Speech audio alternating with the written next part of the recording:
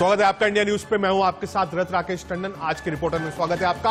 और इस वक्त की बड़ी खबर और विश्व की बड़ी खबर आप कह सकते हैं, महज कुछ ही घंटों बाद अमेरिका का नया अध्याय शुरू होने जा रहा है। ट्रंप की जगह जो बाइडेन नए राष्ट्रपति के तौर पर शपथ लेंगे, लेकिन ट्रंप को हराकर बाइडेन की कुर्सी तक पहुंचना कांटों भरे रास्ते से गुजरने जैसा रहा। ट्रंप हार मानने को तैयार नहीं थे, इसके लिए वो सड़क से कोर्ट तक गुहार लगाते नजर आए। बिल्कुल, और देखिए जिसका नतीजा यह हुआ कि ट्रंप के समर्थक अमेरिका की संसद तक घुस गए, व्हाइट हाउस की दीवारों पर चढ़ गए और दुनिया के सबसे पुराने लोकतंत्र की धज्जियां उड़ती हुई सारी दुनिया ने देखी। लेकिन ट्रंप का इतने से भी मन नहीं भरा। उन्होंने ये भी ऐलान कर दिया कि वो नए राष्ट्रपति के शपथ ग्रहण में शामिल नहीं हो रहे हैं और ऐसा अमेरिकी इतिहास में पहली बार होगा जब मौजूदा राष्ट्रपति नए राष्ट्रपति के शपथ ग्रहण में शामिल नहीं होगा। अमेरिका में नया इतिहास रचा गया है। यूएस में एक नए युग की शुरुआत हो रही है। बाइडेन का शपथ ग्रहण, वॉशिंगटन में अभेद सुरक्षा, ट्रंप ने तोड़ी परंपरा, नहीं जाएंगे शपथ में। व्हाइट हाउस की किलाबंदी करी गई है। 50 राज्यों में बवाल फैला हुआ है।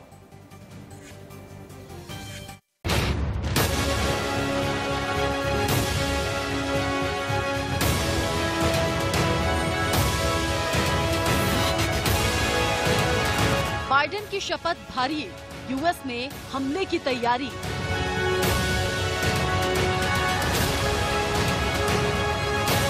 बाइडेन की शपथ में हिंसा का अलर्ट, ट्रंप समर्थकों पर नजर।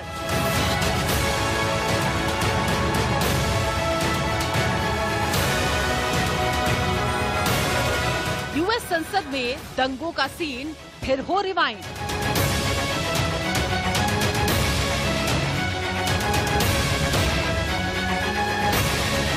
6 जनवरी जैसी हिंसा की आशंका।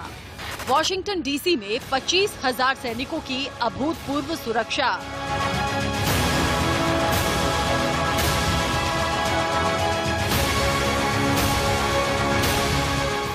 किसी शपथ ग्रहण समारोह में ऐसे सुरक्षा के इंतजाम न कभी किए गए, न कभी किसी ने देखे और न ही ऐसी सुरक्षा की कभी नौबत आई। सुरक्षा के लिहाज से व्हाइट हाउस को किले में तब्दील कर दिया गया है। जो बाइडेन के शपथ ग्रहण समारोह को लेकर वॉशिंगटन डीसी में 3 लेयर सुरक्षा के इंतजाम किए गए हैं। व्हाइट हाउस के आसपास सभी जगहों पर पाबंदी लगा दी गई है। व्हाइट हाउस के आसपास सभी जगहों पर तारबंदी की गई है। अमेरिकी संसद भवन, कैपिटल हिल और उसके आसपास के सभी इलाकों को आम जनता के लिए बंद कर दिया गया। व्हाइट हाउस को 8 फीट ऊंचे लोहे के बैरिकेड से घेर दिया गया है और 25,000 से ज्यादा सैनिकों की तैनाती की गई है।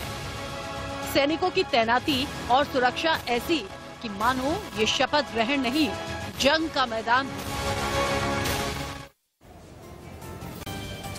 अमेरिका के मौजूदा राष्ट्रपति डोनाल्ड ट्रंप कल अपना विदाई भाषण दिया, जिसमें उन्होंने अमेरिकी संसद में हुए बवाल की निंदा भी की, साथ ही चीन से संबंधों का भी जिक्र किया और नए राष्ट्रपति जो बाइडेन को शुभकामनाएं भी दी। We're horrified by the assault on our capital. Political violence is an attack on everything we cherish as Americans. It can never be tolerated. Made a great new deal with China. But before the ink was even dry, we and the whole world got hit with the China virus. Our trade relationship was rapidly changing. Billions and billions of dollars were pouring into the U.S., but the virus forced us to go in a different direction. This week, we inaugurate a new administration and pray for its success in keeping America safe and prosperous. We extend our best wishes, and we also want them to have luck, a very important word.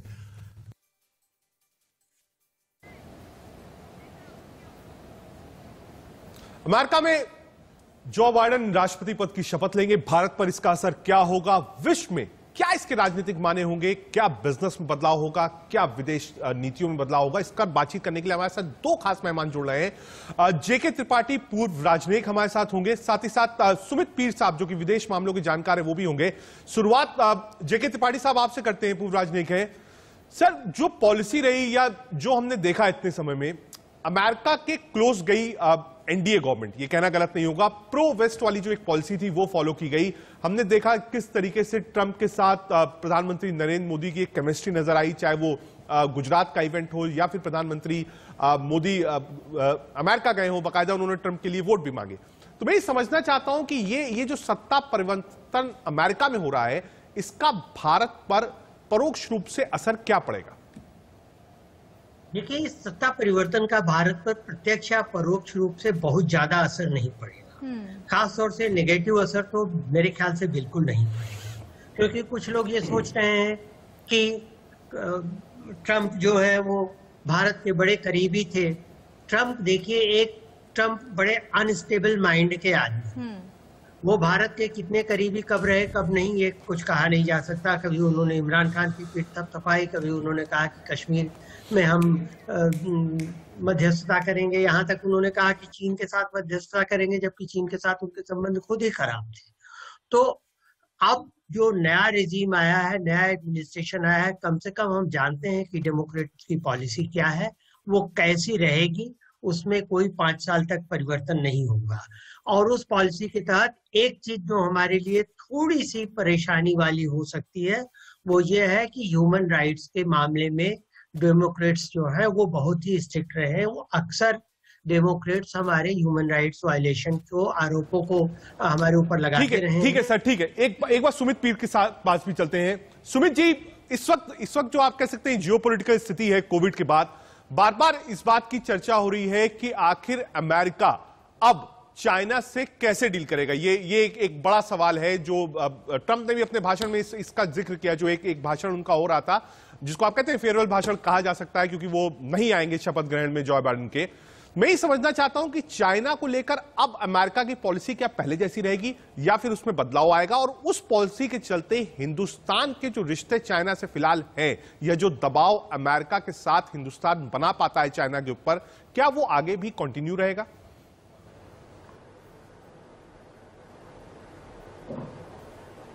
Rakesh ji, आपने बहुत बढ़िया question पूछा, क्योंकि अगर देखें तो हमारा सबसे बड़ा और जो मोस्ट इंपॉर्टेंट विषय है वो यही है, इनकी चाइना के साथ इनकी पॉलिसी क्या रहेगी जो बाइडेन साहब की। मैं आपको बोलूंगा, ट्रंप के राज्य में, जब ट्रंप प्रेसिडेंट थे, जब जी जिनपिंग ने बॉर्डर पे हिमाकत करने की कोशिश की, 5 aircraft carrier, sir 5 aircraft carrier including जो सबसे बड़ा यूएस लिमिट्स है साउथ चाइना सी में था, यूएस के सबमरीन साउथ चाइना सी में थी। आपको $25 बिलियन के उन्होंने हथियार दिए विद टेक्नोलॉजी ट्रांसफर, कोई एक्सपोर्ट कंट्रोल नहीं लगाया और आपके साथ डायरेक्ट खड़े हुए हैं। ये थी ट्रंप की लेगेसी, ये थी ट्रंप का जवाब चाइना को, क्योंकि ट्रंप साहब का ये मानना था चाइना ने हमारे साथ $600 बिलियन का डेफिसिट है चाहे यूएस का चाइना के साथ। उनका ये भी मानना था अगर आप चाइना के साथ काम करना बंद कर दो, सीधा $600 बिलियन आते। कल उन्होंने इसको अपने भाषण में रिपीट भी किया और ट्रंप साहब ने क्लियर बोला, देखिए राकेश जी, हम आंखें बंद कर सकते हैं, अंधा होने का नाटक कर सकते हैं, पर ये चाइनीज वायरस है, फर्क नहीं पड़ता वुहान की लैब से आया, वुहान के मार्केट से आया, ये चाइनीज वायरस है। 192 कंट्री इफेक्टेड है, 65 मिलियन लोग इन्फेक्ट हो गए, 8 लाख लोग मर चुके हैं और बिलियंस ऑफ लोगों का लाइवलीहुड जो दाल रोटी है वो इफेक्ट हो गई है। हम इस ऐसे आतताई चीन को कैसे रोके? हमारे साथ गलवान हुआ पर हमने 135 कब्रें दी उनको, हमने चाइना के जो हौसले वो पस्त कर दिए गलवान में। हमारे लिए अमेरिका का सपोर्ट होना अनिवार्य है, क्योंकि ट्रंप ने कथनी और करनी में फर्क होता है। जब वो 5 एयरक्राफ्ट कैरियर साउथ चाइना सी में मूव करते हैं, इसे कहते हैं रिजॉल्व। ये पॉलिटिकल बयानबाजी नहीं होती। देखिए, पॉलिटिकल बयानबाजी आप कुछ देर ट्विटर पे कुछ लिखे, वो डोमेस्टिक ऑडियंस के कंजप्शन के लिए होता। आपकी एक्शन क्या है? आपने हमें हथियार दिए, आपने एक्सपोर्ट कंट्रोल लगाया, नहीं लगाया। जब मैं समझना चाहता हूं, और शायद आपने किसी कंट्री को जो हिंदुस्तान की जनता है वो भी ये समझना चाहती है कि अब आगे की पॉलिसीज क्या होगी। क्या हम एक मूलभूत बड़ा परिवर्तन देखेंगे विदेश नीति में अमेरिका के? पहली बात। दूसरा, नीति चीन को लेकर क्या होगी? ट्रंप की नीति बहुत साफ थी और ट्रंप डायरेक्ट अटैक कर रहे थे और हर चीज में हिंदुस्तान का सपोर्ट कर रहे थे, और एक केमिस्ट्री भी 2 लीडर्स की देखी गई, प्रधानमंत्री मोदी और ट्रंप के बीच में एक अच्छी केमिस्ट्री देखी गई, जो एक मैसेज गया कि अमेरिका और इंडिया साथ साथ है। क्या यह चीज आगे जॉ बाइडेन के साथ भी कंटिन्यू रहेगी? जी देखिए राकेश जी, इसका सबसे बड़ा एक जो अग्नि परीक्षा होगी ना, आप देखिए इनका जो कैबिनेट बनेगा या जो इनका स्टाफ बनेगा उसमें पाकिस्तानी कितने होंगे। अभी हमें पता 20 एक इंडियन है, अगर उसी मात्रा के आसपास पाकिस्तानी हुए तो आप निश्चिंत हो जाइए, इनकी डेमोक्रेटिक्स वाली पुरानी पॉलिसी रहेगी 50 ईयर। एक ही सांस में हिंदुस्तान और पाकिस्तान का नाम लेना, हिंदुस्तान को ह्यूमन राइट्स कमीशन पे बोलना। अभी आप ह्यूमन राइट्स की बात कर रहे थे सर, एक बार बताइए, अभी पीछे आपकी सिस्टर पब्लिकेशन संडे गार्डियन ने एक बहुत बड़ा खुलासा किया है, चाइना के खिलाफ जो टेस्टिफाई करने को तैयार था वो UNHRC, United Nations human rights commission, वो सारे नाम 50 नाम उन्होंने चाइना को भेज दिए लिटरली। ये तो यूएनएचआरसी है, ये ह्यूमन राइट्स का स्तर है। आपको उग्रों की समस्या पता क्या हो रही है, मुसलमान का कैसे उत्पीड़न हो रहा है चाइना में, किस ह्यूमन राइट्स की बात करें। हाँ, आपको हमें ठीक है सुमित पीर जी, जेके त्रिपाठी, आप दोनों हमारे साथ रहिए। एक रिपोर्ट आपको दिखा देते हैं कि आखिर वहां क्या तैयारियां चल रही है। कुछ ही घंटों बाद जो बाइडेन अमेरिका के राष्ट्रपति पद की शपथ लेने वाले हैं। भारतीय समय के मुताबिक रात 10:30 बजे शपथ ग्रहण समारोह होगा। इसमें कमला हैरिस भी उपराष्ट्रपति पद की शपथ लेंगी। बिल्कुल, देखिए, और इस शपथ ग्रहण समारोह के लिए वॉशिंगटन डीसी में सुरक्षा के कड़े इंतजाम किए गए हैं। ऐसा सुरक्षा का इंतजाम किया गया है मानो ये शपथ ग्रहण नहीं बल्कि जंग का मैदान हो। 25,000 नेशनल गार्ड्स की वहां पर तैनाती की गई है।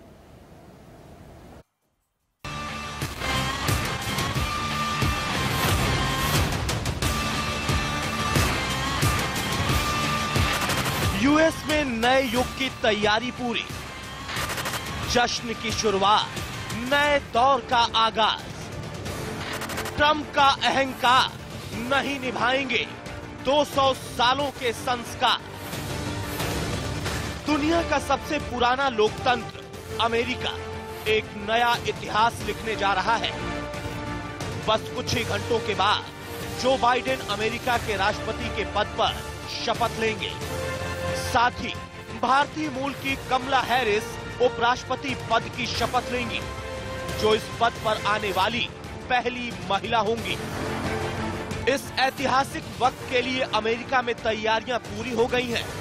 वॉशिंगटन डीसी में लॉकडाउन है, अधिकतर सड़कों को बंद कर दिया गया है ताकि शपथ ग्रहण समारोह का मजा कोई किरकिरा ना कर जाए।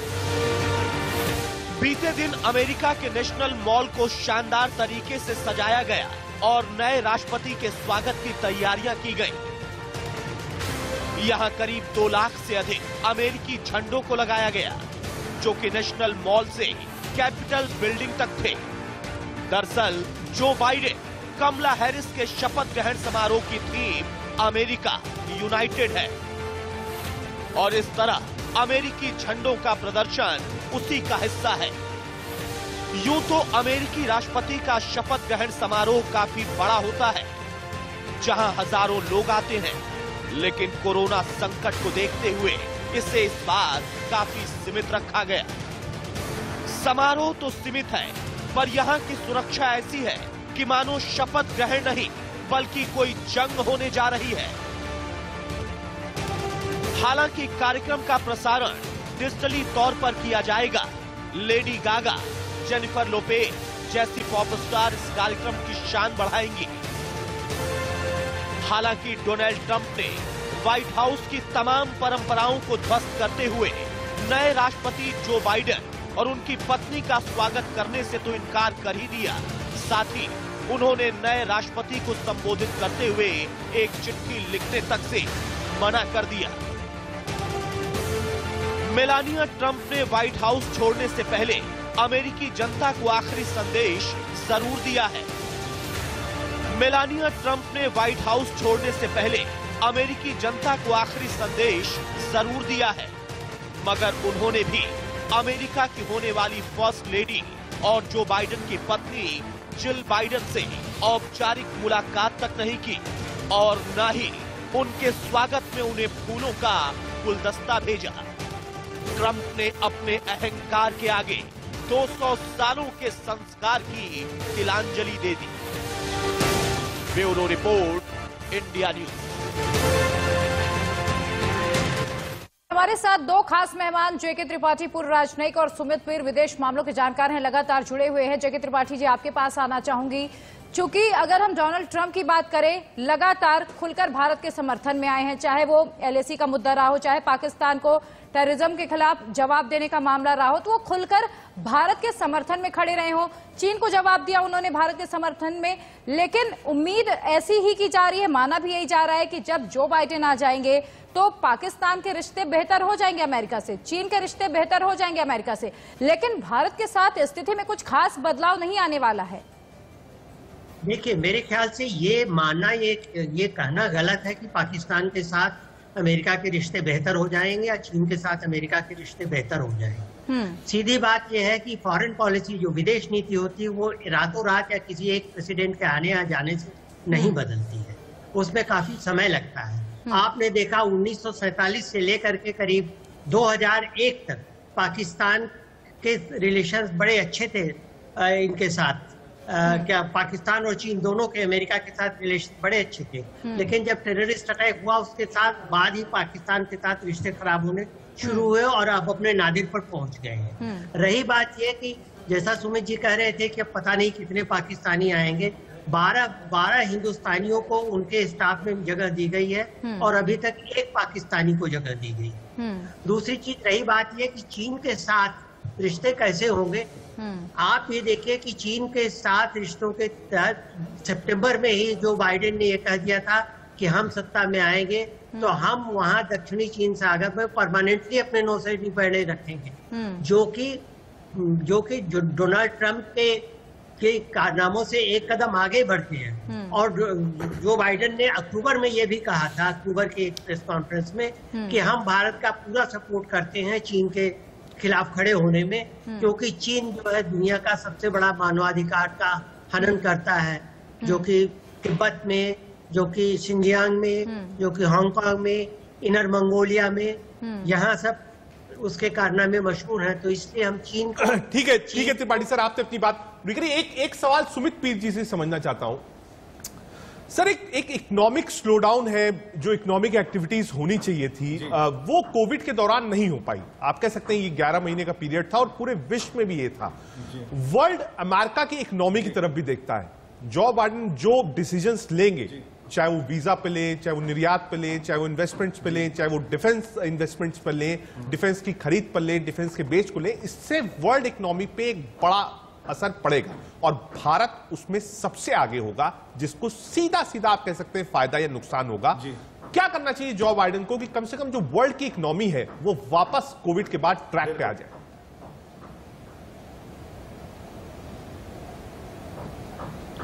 देखिए राकेश जी, ये आपने बहुत अच्छा सवाल पूछा। एक आपको आंकड़ा देना चाहूंगा, जो चाइना का क्यूमुलेटिव डेट अभी है, दैट इज 320%, 320% उनके जीडीपी का, करीब 45 ट्रिलियन, 45 ट्रिलियन डॉलर है। वर्ल्ड का जीडीपी जो है करीब 90 ट्रिलियन डॉलर है। तो 45 to 50% of the global GDP China का डेट है।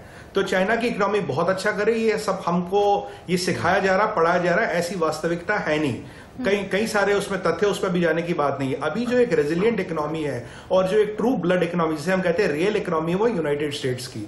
चाइना अगर गेम से निकलता तो हमें जापान, जर्मनी को सीधा फायदा होता, और हम सब डेमोक्रेसीज हैं।